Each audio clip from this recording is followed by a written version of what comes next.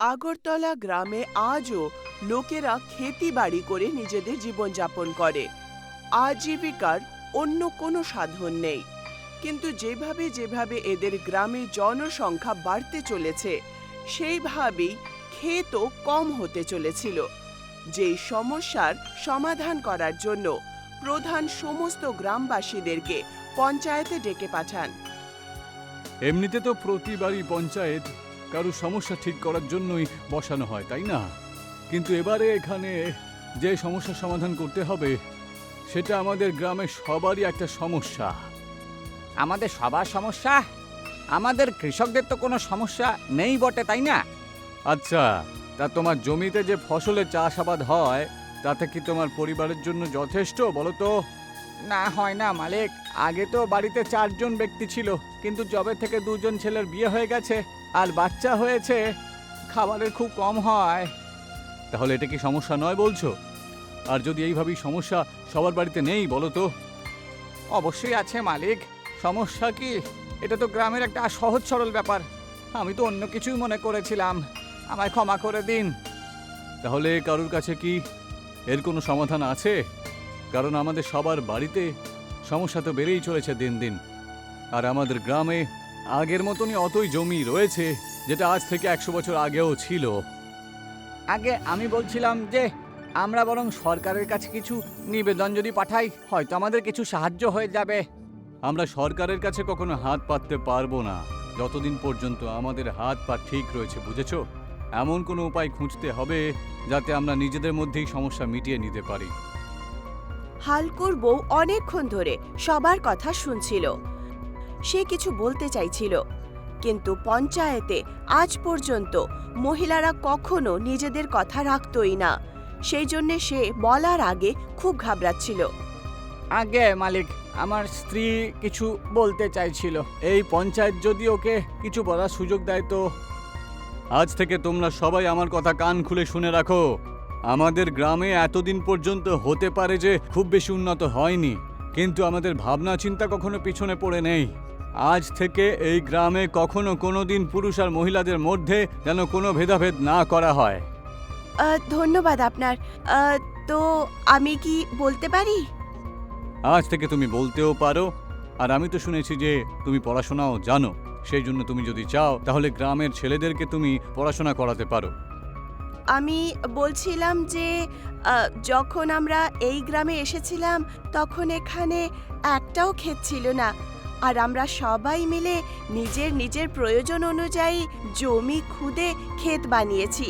তো আজ যখন আবার প্রয়োজন, তখন আমরা আবার খোদাই করে নতুন ক্ষেত কেন বানাচ্ছি না? হ্যাঁ হ্যাঁ, তুমি ঠিকই বলেছো। আমরা কোনোদিন পরিশ্রম করতে ভয় পাইনি, আর আজকেও আমরা ভয় পাবো না। কিন্তু আসল ব্যাপারটা হলো যে আমরা খুঁড়বো কোথায় এখন? আরে খালি জমি তো কোথাও পড়ে নেই, আর জঙ্গলের গাছপালা কেটে দিয়ে তো আর জঙ্গলের পশু পাখিদের ঘর ভেঙে দিতে পারি না। যদি আমরা পাহাড়ের পেছনের জমিতে কাজ করি তাহলে? ওই মাটিটা ওখানকার খুবই শক্ত, তার ওপর আবার ওখানে বড় বড় পাথর রয়েছে, ওগুলোকে সরানো কঠিন। আমাদের কাছে আর কোনো রাস্তাই বেঁচে নেই। আর কিছুক্ষণ আগে আপনিই বলেছিলেন যতক্ষণ আমাদের হাত পা ঠিক আছে আমরা পরিশ্রম করতে পেছনে সরব না। সবাই চুন্নির কথা আর বিচারে সহমতি জানায়, আর পাহাড়ের পেছনের জমি খোদাই করে সেখানে ক্ষেত করার নির্ণয় নিয়ে নেয়। পরের দিন সমস্ত লোকেরা কোদাল, ফাফড়া আর হাতুড়ি নিয়ে আর বাকি জিনিস নিয়ে ওখানে পৌঁছে যায়। আমরা এসে তো পড়লাম, কিন্তু এই কাজটা সহজ হবে না, বুঝতে পারছি। ততটাও কষ্টকর নয় যতটা মনে হচ্ছে। আর আমরা একা তো নই না। আমি তো জানতামই না যে আমার স্ত্রী এত ভালো ভাবনা চিন্তা রাখতে পারে। আমিও তো এটা জানতাম না যে তুমি এতটাই দুর্বল। একটু কাজ করা মাত্রই ক্লান্ত হয়ে পড়লে। আমি আর পারি না চুন্নি, বয়স অনেক হয়ে গেছে তো। আসল সত্যটা হলো গিয়ে যে চাষ করার মতন সামর্থ্য আমার মধ্যে আর নেই গো। হাঁটুতে খুব ব্যথা হয়, কিন্তু আমি কাউকে কিছু বলি না, বুঝলে? এমনিতেই বলি, বা কি হবে। এইটুকু বলে হালকু কোদাল নিয়ে নেয় আর আবার খোদাই শুরু করে। আর চুন্নি তার কাছে গিয়ে তার হাত থেকে কোদাল নিয়ে নেয়। সত্যি বলছি, আমি এই ব্যাপারে কিছুই জানতাম না, নয়তো আমি কখনো তোমাকে এখানে কাজ করার জন্য বলতাম না। আজ থেকে তুমি আরাম করো। যতক্ষণ আমার মধ্যে শক্তি আছে, আমি আমাদের দুজনের জন্য একাই পরিশ্রম করব। এমনিতে তো আমি এদেরকে ভরসা করতে পারি না, কিন্তু কখনো কখনো মনে হয় যে আমি গত বছরে নিশ্চয়ই কোনো ভালো কাজ করেছিলাম বটে। সেই জন্যই আমি তোমার মতন এত ভালো একজন স্ত্রী পেয়েছি, বুঝলে তো? আচ্ছা, আজ পর্যন্ত তো তোমার মুখ থেকে এরকম কথা বেরোয়নি। অনেকবার ভেবেছি বলবো, কিন্তু কখনো সাহস পাইনি। তাই ভাবলাম আজকে না বলতে পারলে আর কখন বলবো গিয়ে। আচ্ছা, ঠিক আছে, এখন আমাকে কাজ করতে দাও। চুন্নি আর বাকি লোকেরা দিন-রাত খোদাই করে, আর একদিন খোদাই করতে করতে চুন্নি মাটির নিচে অনেকগুলো ভগবানের মূর্তি খুঁজে পায়। সবাই এদিকে আসুন, তাড়াতাড়ি আসুন। মূর্তি দেখার পর সমস্ত লোকেরা খুশি হয়। এটা শুধুমাত্র ঈশ্বরের মূর্তিই নয়, বরং আমাদের সবার জন্য ঈশ্বরের আশীর্বাদ দিয়েছেন। এখন আমরা সবাই মন্দির তৈরি করে এই সমস্ত মূর্তিগুলোকে ওখানে প্রতিস্থাপিত করিব। গ্রামবাসীরা নিজের হাত দিয়ে গ্রামে 4টে মন্দির বানায়, আর 4টে মূর্তিকে আলাদা আলাদা মন্দিরে স্থাপন করে দেয়। যখন আশেপাশের লোকেরা এই খবরটা শোনে, তখন দূর দূর থেকে লোকেরা এই মূর্তির দর্শনের জন্য চলে আসে। আরে বাহ, এত ভালো একটা মূর্তি তো আমি কোনোদিনও দেখিনি।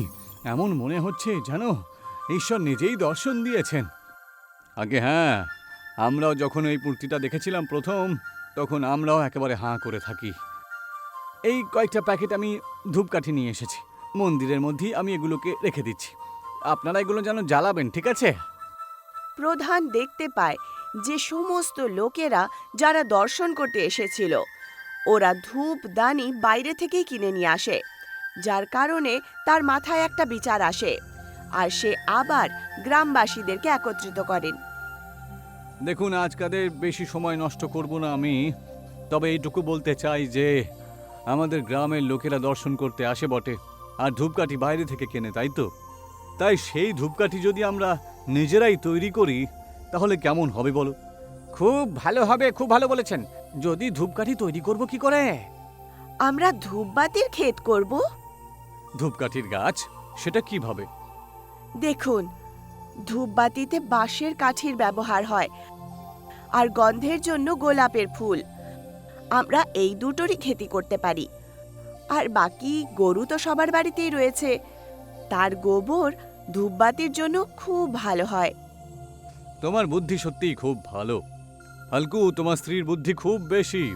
কি ভেবে বিয়ে করেছিলে তুমি, হ্যাঁ? আমিও তো এটাই ভাবছি যে আমার মতন একটা ছেলে এত ভালো বউ পেলো কি করে। সে যেভাবেই হোক না কেন, আরে তোমার সাথে সাথে গ্রামেরও মঙ্গল করলো তোমার বউ। ওরা সবাই নিজের নিজের ক্ষেতে বাঁশের গাছ আর গোলাপের গাছ লাগিয়ে দেয়। কিছু সময়ের মধ্যেই ওই চারাগুলো তৈরি হয়ে যায়। বাহ, সবকিছু তৈরি হয়ে গেছে। আমরা এই কোমল বাঁশ দিয়েই ধূপবাতি বানাবো। সবাই নিজের নিজের চাষ করা বাঁশ কেটে দেয়, আর সেগুলোকে খুব পাতলা পাতলা কেটে ধূপবাতির মাপের টুকরো বানিয়ে দেয়। তারপর গরুর গোবরকে গোলাপের জল দিয়ে মেখে তার লেপ বাঁশের টুকরোর মধ্যে লাগিয়ে দেওয়া হয়, আর ধূপবাতি বানিয়ে তৈরি করে দেওয়া হয়। আমরা তো একটা ভালো উদ্যোগ আমরা তৈরি করে ফেলেছি। এখন মানুষ সবাই জানতে পারলেই হয়ে যাবে। তাই যারা এখানে মন্দিরে আসবে তারা ধূপকাঠি এই গ্রাম থেকেই যেন কিনতে পারে। এখন যেই শ্রদ্ধালু বাইরে থেকে এখানে দর্শন করতে আসেন, গ্রামবাসীরা তাদেরকে গ্রামের তৈরি করা ধূপবাতি কেনার জন্য বলে। আর আস্তে আস্তে সবাই এটা জানতে পেরে যায় যে আগরতলা গ্রামের লোকেরা ধূপবাতি বানানো শুরু করে দিয়েছে, যার কারণে গ্রাম থেকে দূরে একটা ধূপবাতি বানানোর লোকের অনেক লোকসান হয়। আজ পর্যন্ত শিবম ব্র্যান্ডের ধূপকাঠি সমস্ত মন্দিরে দেওয়া হতো, কিন্তু যবে থেকে আগরতলার লোকজন ধূপকাঠি বানানো তৈরি করেছে, তবে থেকে শিবম ব্র্যান্ডের ধূপকাঠি বিক্রি হচ্ছে না। আর কিছু একটা আমায় খুঁজতেই হবে এখন। শিবম যখন কোনো নির্ণয় না নিতে পারে, তখন সে গ্রামে এসে ওখানকার প্রধানের সাথে কথা বলতে শুরু করে। প্রধান মশাই, আপনি তো অনেক বছর ধরে আমার তৈরি করা ধূপকাঠি মন্দিরে জ্বালান, তাই না? সেই জন্য আমার ব্যাপারে কিছু বলার কখনো হয়নি। তবে হ্যাঁ, আজকাল আমার যে অবস্থা হয়েছে না, এই ব্যাপারে আপনার অবশ্যই জানা উচিত। আর এই সব কিছুর পেছনে আপনার গ্রামেরই হাত রয়েছে।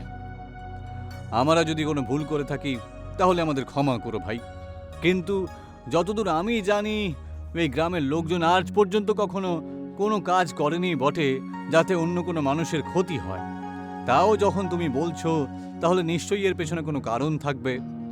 কারণ হলো এটাই যে আপনার গ্রামের লোকেরা যবে থেকে ধূপকাঠি তৈরি করা শুরু করেছে, সেই দিন থেকে আর কেউ আমার তৈরি করা ধূপকাঠি কেনেই না। আরে এইসব তো আপনাদের কাজে বন্ধ করার জন্য করিনি, তাই না? আমাদের গ্রামের রোজগার হবে তার জন্য করেছি। আরে কিন্তু আমারই কাজ তো বন্ধ হয়ে গেছে এর মধ্যে। আর এমনিতেই আপনাদের কাছে তো সারা জীবনের চাষ করার মতো জমি রয়েছে, আপনারা চাষ করছেন না কেন? আরে আমরা তো কৃষক বটেই, তবে গ্রামে যবে থেকে মন্দির তৈরি হয়েছে আমরা ধূপকাঠি তৈরি করার কাজ শুরু করেছি, কারণ আমাদের দরকারগুলোও তো দিনের পর দিন বেড়েই চলেছে। কিন্তু আপনার গ্রামের লোকেরা তো এই কাজ বন্ধ করতেই হবে। দেখো, আমরা কারোর ক্ষতি তো করছি না, তাই কাজ আমরা বন্ধ করব না। আর এমনিতেই তোমার কাছে তো দুধের খুব ভালো ব্যবসাও রয়েছে, আশপাশের সমস্ত গ্রামের লোকজন তো তোমার কাছেই দুধ নেয়, তাহলে পয়সার কি দরকার তোমার তো? এটা আপনারা ঠিক করছেন না, কিন্তু এদের মূল্য আপনাকে দিতেই হবে বলে রাখলাম আমি। শিবম গ্রামের প্রধানকে ধমকি দিয়ে ওখান থেকে চলে যায়, কিন্তু রাগের চোটে সে যা করলো তাতে কিছুই লাভ হলো না। প্রধান আর বাকি গ্রামবাসীরা ধূপবাতি বানানো ছাড়লই না। মনে হচ্ছে এরা এইভাবে কথা শুনবে না, এবার অন্য পথ বেছে নিতেই হবে। আমি বরং এদের বাঁশের জমিটাকেই শেষ করে দিই, তখন না থাকবে বাঁশ আর না বাজবে বাঁশি যত সব। এখন শিবম রাত্রিবেলা চুরি করে একটা মশাল নিয়ে গ্রামবাসীদের খেতে চলে যায় আর এক এক করে সমস্ত বাঁশের গাছে আগুন লাগিয়ে দেয়। আর দেখতে দেখতেই সমস্ত গাছ আগুনে পুড়ে ছাই হয়ে যায়। এবার আমি দেখি যে তোমরা কি করে ধূপকাঠি তৈরি করো, আর নাকি এই জলা বাঁশ দিয়ে অন্য কিছু। সকালে ওঠার পর গ্রামবাসীরা দেখতে পায় যে তাদের বাঁশের সমস্ত চারা আগুনে পুড়ে ছাই হয়েছে। এটা দেখে সমস্ত লোকেরা দুঃখী হয়ে যায়। প্রধান বুঝতেই পেরে গেছিলেন যে কোথাও না কোথাও এটা শিবমেরই কাজ হবে, কিন্তু কোনো প্রমাণ না হওয়ার কারণে উনি কিছুই করতে পারলেন না।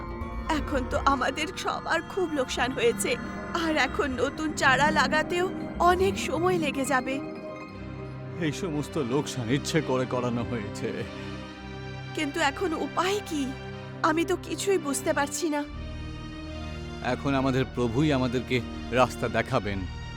প্রধান আর বাকি গ্রামবাসীরা মন্দিরে চলে যায় আর নিজের বানানো ধূপবাতি জ্বালিয়ে পুজো পাঠ করেন। ধূপবাতির পুরো জ্বলে যাওয়ার পর তার যে নিচের অংশটা বেঁচে যায়, পরিষ্কার পরিচ্ছন্ন করার পর প্রধান সেগুলোকে তুলে নেন আর মন্দিরের পেছনের জায়গায় রেখে দেন। আর পরের দিন ওখানে একটা ধূপবাতির গাছ চলে আসে আর তার মধ্যে অনেকগুলো ধূপবাতি লাগানো ছিল। আরে, এটা তো চমৎকার হয়ে গেল! চুন্নি সবাইকে মন্দিরের কাছে ডেকে পাঠায়। দেখুন, আমি সকালে পুজো করতে এখানে এলাম আর দেখলাম যে ধূপবাতির গাছ থেকে ধূপবাতি নিচে পড়ছে। প্রধান গাছের তলা থেকে ধূপবাতি তুলে নেন আর সেগুলোকে শুঁঙে দেখেন। এ তো সেরকমই সুগন্ধযুক্ত ধূপকাঠি, তাই না? যেরকমটা আমরা সবাই তৈরি করতাম। সমস্ত গ্রামবাসীরা একে ভগবানের আশীর্বাদ ভেবে এই ধূপবাতিগুলোকে মন্দিরে জ্বালিয়ে দেন। অন্যদিকে পঞ্চায়েত ডাকা হয়। এখানে সমস্ত লোকেরা শিবমকে গ্রাম থেকে দুধ না দেওয়ার ব্যাপারে বলে। যেইভাবে ওই দিন শিবম আপনাকে হুমকি দিয়েছিল না, তার থেকে তো এটাই প্রমাণ হয় যে আমাদের জমিতে আগুনটা ওই লাগিয়েছে। আমরা বরং আজকের পর থেকে আমাদের গ্রাম থেকে দুধ দেওয়াই বন্ধ করে দেব, তাহলে বেটা বুঝতে পারবে ও। ঠিক বলেছো তুমি, এমন লোকজনের সাথে এরকমই করা উচিত।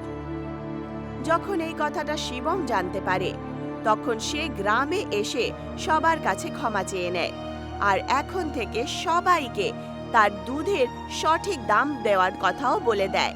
সমস্ত লোকেরা তাকে ক্ষমা করে দেয়। আজ থেকে আমি কখনো আপনাদের সামনে এরকম উল্টোপাল্টা কথা বলবো না। সমস্ত লোকেদের সাথে শিবমও গাছ থেকে দুববাতি নিয়ে মন্দিরে পুজো পাঠ করে।